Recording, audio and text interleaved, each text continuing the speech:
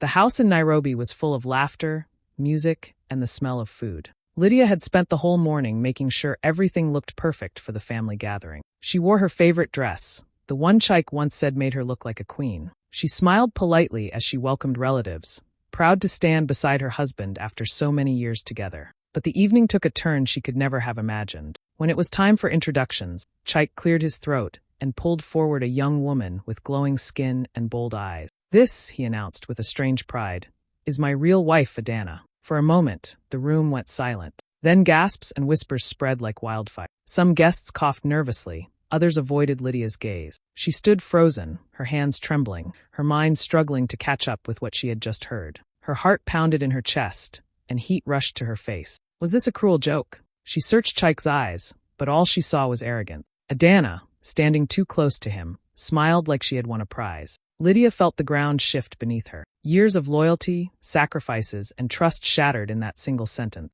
The laughter and music of the gathering turned into a blur. Relatives looked at her with pity, some whispering behind their hands. Humiliation burned deep in her chest. She wanted to scream, to demand answers, but her voice refused to come out. Instead, she stood in silence, her dignity fighting against the storm inside. Lydia slipped out of the gathering without saying a word. She couldn't trust her voice, not with the weight pressing down on her chest. The night air outside felt heavy, as if even the sky knew what had just happened. She walked to her car slowly, her heels clicking against the pavement, each step echoing louder than the last. Once inside, she gripped the steering wheel with shaky hand. Her reflection in the rearview mirror showed tear-streaked cheeks and eyes that looked like they belonged to someone else.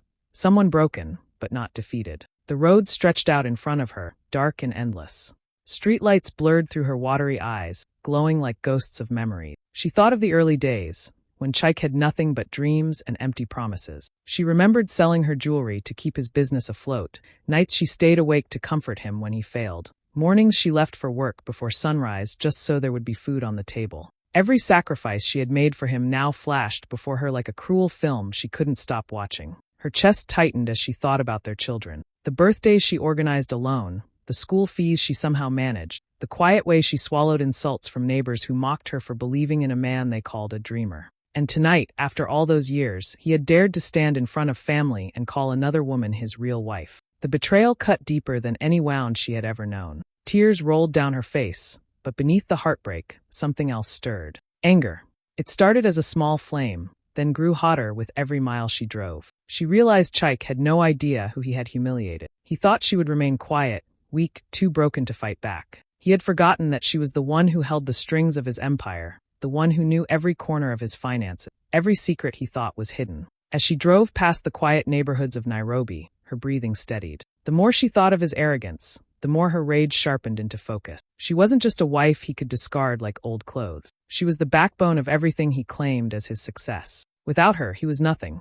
By the time she pulled into the driveway, her tears had dried. The silence of the house wrapped around her, but it no longer felt lonely. It felt powerful, almost like the calm before a storm. Lydia wiped her face, took a deep breath, and whispered to herself, "He has no idea who he just betrayed." The night that began with shame ended with a dangerous kind of clarity. She would not crumble. She would rise, and Chaik would never see it coming. As Lydia lay in bed that night, sleep refused to come. The betrayal replayed in her mind, but so did the memories, the long road that had led her here. It felt like her heart was forcing her to rewind, to remember every sacrifice she had made for the man who now called another woman his real wife. She thought back to Kisumu, their early days of struggle. Chaik had come home one afternoon with excitement in his eyes and a wild idea about starting a small business. They didn't have the money for it, but he swore it would change their lives. Lydia remembered opening her jewelry box, her hands trembling as she picked out the gold earrings her mother had given her and the bracelet she had saved since her wedding.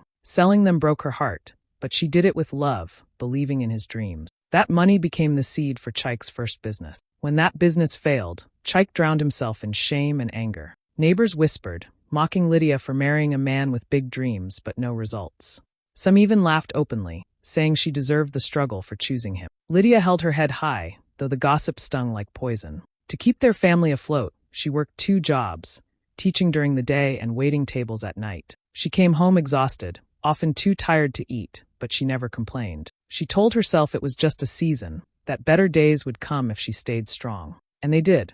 Slowly, Chaik's venture started to pay off. But behind every step forward was Lydia's sacrifice. She was the one managing the bills, calculating the school fees, and skipping new clothes so the children wouldn't go without. She was the one calming him when he doubted himself, reminding him that failure wasn't the end. When his friends abandoned him, she remained his only cheerleader. And when success finally arrived, he wore it proudly, forgetting the backbone that held it all together. The more Lydia replayed these memories, the more the betrayal sliced deep. Every memory felt like a knife twisting inside her chest. She had poured her youth, her energy, her very soul into building a future with Chaik. And now, in front of the same relatives who once mocked her, he had humiliated her by claiming someone else as his real wife. Tears pricked her eyes, but they no longer felt like weakness. They were fuel. She realized that her sacrifices had not been for nothing. She still carried the strength that built Chaik's empire, and that same strength was now hers to reclaim. He had mistaken her silence for weakness, but the truth was far more dangerous. She had been holding back all along. And now she would rise, not as the woman behind his success, but as the woman who no longer needed him at all.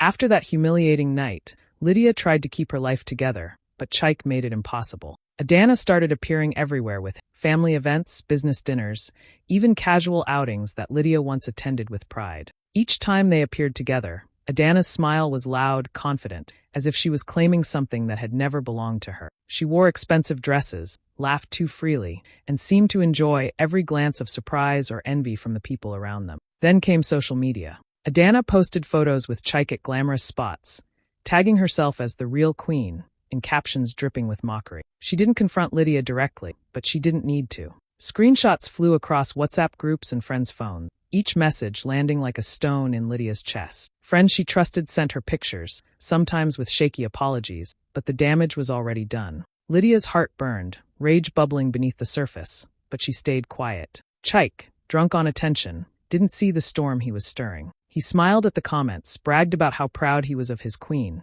and posted stories flaunting wealth and charm. Every time he did, Lydia remembered the late nights, the financial struggles, the sweat and tears she had poured into his life. He was provoking the very woman who knew every detail of his empire, every bank account, every legal paper. He had no idea how dangerous that knowledge could become. Lydia watched from the sidelines, her anger sharpening with every post, every public appearance. She imagined the whispers of admiration that surrounded Adana and felt the sting of betrayal all over again. But unlike before, her rage wasn't aimless. It wasn't just pain anymore, it was strategy. She didn't need to shout, argue, or confront him in public. She knew patience, silence, and knowledge were on her side. The world saw Adana's confidence as dominance, but Lydia saw it as arrogance. She began keeping a careful eye on every move, noting every post, every mention, every subtle boast. Chaik thought he was untouchable, that his attention-seeking was harmless fun. Lydia, however, was quietly mapping out the truth beneath the surface, the hidden threads of his empire that only she understood. And while the world cheered for the real queen, Lydia's mind was busy planning a quiet reckoning. She didn't need to prove herself to anyone else. She only needed to remind Chaik, in a way he would never forget, who had truly built everything he flaunted. Behind her calm exterior, a storm was gathering, and Adana's mockery, once sharp and cutting, was about to become irrelevant in the face of the power Lydia had quietly held all along. Lydia didn't speak to anyone about her plan. She knew that acting too quickly or letting her emotions show could ruin everything. So she began quietly, in the small hours when the house was asleep. She went through old files, receipts, and documents she had kept tucked away in cupboards. Each paper reminded her of the years she had spent managing Chaik's life behind the scenes, the bills she had paid, the forms she had signed, the letters she had filed without ever needing recognition. Then she turned to emails. Her heart raced as she searched through years of correspondence, scanning for clues, bank statements, and business proposals. And there it was, the hidden trail she had suspected but never confirmed. Joint accounts, investments under different names, secret transfers that Chaik had assumed were hidden from her. Offshore accounts with hundreds of thousands of shillings tucked away, all connected to her legally as co-owner or guarantor. The realization hit her like a lightning strike. Chaik had trusted her completely, never imagining that she might one day have reason to use that trust against him. She leaned back in her chair, staring at the screen, a slow, almost imperceptible smile spreading across her face. Every late night she had spent calculating expenses, negotiating with bankers, filling out forms that no one else understood. Every detail had been building a quiet empire. Chaik had flaunted his success publicly, yet he had unknowingly given her the keys to the kingdom. Lydia began mapping it all carefully. She made notes, double-checked numbers, and confirmed that every legal paper tied her directly to these accounts. Nothing was hidden from her. Every transfer, every investment, every joint property she had a legal right to access. For years, Chaik had assumed she was too loyal, too meek, too heartbroken to ever take action. Now she realized how wrong he was. There was a thrill in her discovery, but it wasn't just excitement. It was power. She had been silent while he mocked her, humiliated her, and flaunted a new woman in her place. And yet, she had the ultimate control over everything he valued. Her mind raced with possibilities, but she kept herself steady. She wasn't going to act recklessly. She had to plan to ensure that when she moved, it would be absolute. For the first time in months, Lydia felt fully alive. The betrayal that had crushed her became the very fuel for her resolve. Chaik had assumed she would remain a victim, but now she had proof that every resource he thought was untouchable was already within reach. And she smiled quietly to herself, knowing that the time was coming when she would no longer be the silent one. She would turn the empire he flaunted into her own. And when she did, there would be no way for him to reclaim it.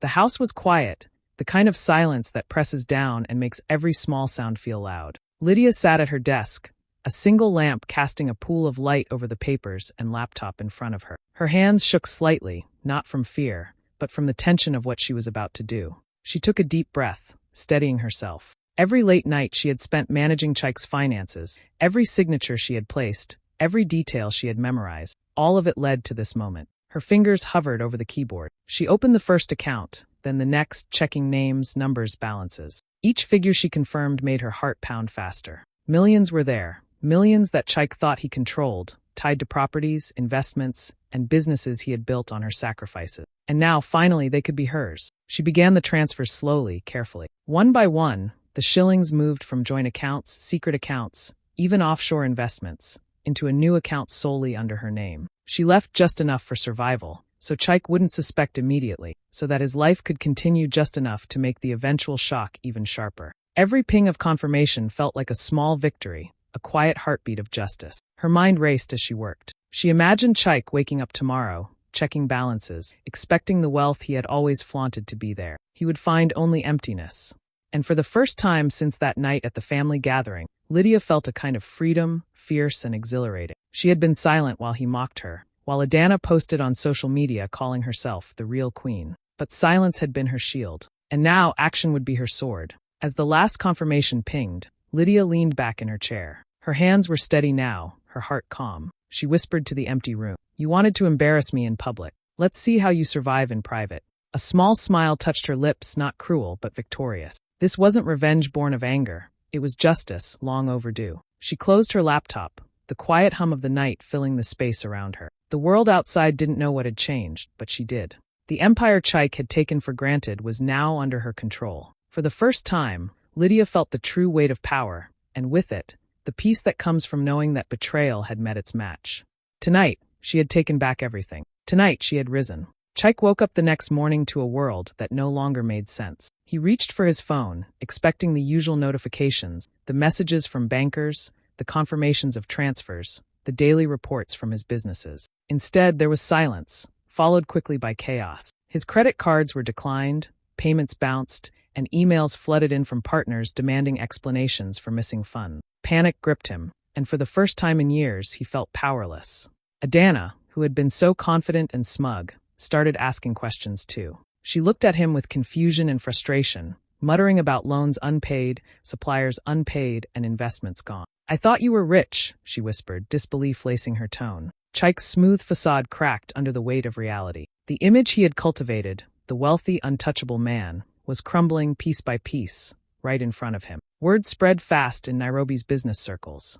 Rumors flew through WhatsApp groups, over phone calls, and in hushed office conversations. People who once admired Chaik's success now wondered aloud how a man so careful could suddenly lose everything. Some partners called demanding immediate settlements. Others began withdrawing support. Chaik scrambled, trying to track accounts, calling banks, begging employees to explain what had gone wrong. Every attempt only made the chaos worse. Meanwhile, Lydia watched it all unfold from a quiet distance. She had made sure her children were safe, fed, and oblivious to the storm raging around their father. Her dignity remained intact, untouched by the humiliation he had once forced upon her. She didn't shout, didn't confront, didn't gloat. She simply observed, calm and composed, feeling the quiet satisfaction that comes from having the upper hand. Every panic-stricken call, every angry message Chaik received, every confused glance from Adana was a reminder that Lydia held the power now. It wasn't just money, it was control, security, and justice. Chaik had underestimated her, thinking she would remain silent and weak. Instead, she had acted carefully, strategically, and now the consequences of his arrogance were unfolding exactly as she had planned. Every second of his frantic scrambling reinforced what she already knew. Years of betrayal, mockery, and humiliation were over. By midday, Chaik was exhausted, frantic, and defeated, while Lydia's life remained orderly and protected. She watched the ripple of consequences spread across the city's business networks, confident that her children were safe and that she had regained control of her life. The man who had once humiliated her publicly was now powerless, scrambling behind the scenes, desperate to salvage a world that no longer belonged to him. And Lydia finally could breathe. She had been wronged, yes, but she had also risen. And in her silence, the collapse of everything Chaik had built was complete.